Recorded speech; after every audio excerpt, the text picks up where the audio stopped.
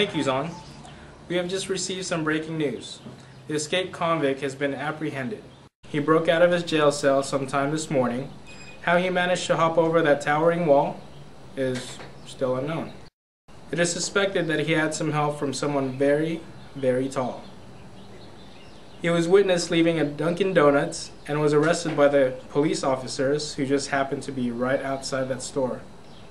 More details later on. Back to you, Zong. Thank you, John. I am now here in Mexico to find out more about our friends south of the border. What is nursing like in the Hispanic community? Okay, I asked all my ancestors to talk about their nursing cultures and like what they believe in, and this is what they gave me. Some of it they still practice today, and some of it, it's old back in the days. Well, Hispanic is, their well-being is thought to depend on balance in emotional, physical, and social arenas. And any imbalance may produce any kind of illness.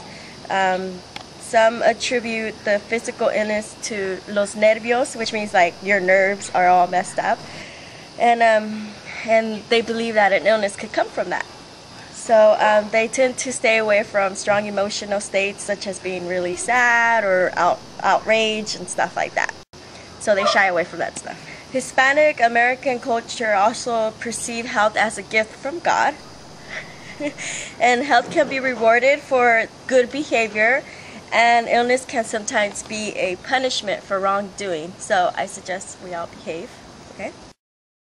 So, and then another strong belief they have is the hot and cold. So Hispanics view the illness and treatment and food as having a hot and cold properties. One would believe a hot illness with cold meds and food, and cold illness like the common cold is treated with hot medicine and foods.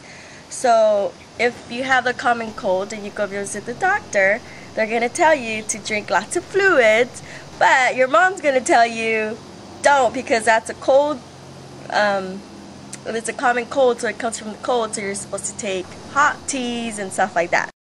Another view on the role of the hot and cold balance issue is that the cold should be avoided after having an extremely hot experience.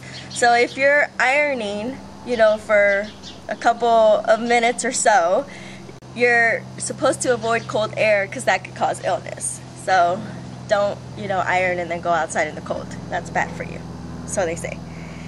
So then the old tradition ways, some people practice folk medicine, which is known to the Hispanic culture as curanderos or sanateros.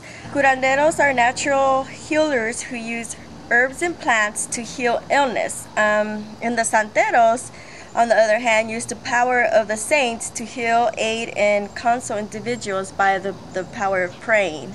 Hispanics believe that certain causes result in illness because of such thing like they call empacho, which means is their stomach pains or cramps that are to be caused by a ball of food clinging to the stomach, and that the curanderos could treat this by performing a massage over the stomach.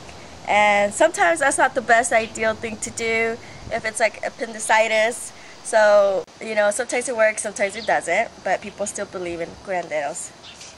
Okay, another example is a supernatural cause of illness that comes from outside the body, and it's the mal de ojo, which means the evil eye. Okay, so this is caused by excessive admiration. For example, if an individual who overly compliments a baby of their beauty can inflict the evil eye on that baby, that can lead to fever, vomiting, crying, or illness. And for this reason, parents may try to protect the baby from this evil eye by having them wear a special charm made of onyx. So maybe you'll see that on babies here and there because they believe in the evil eye.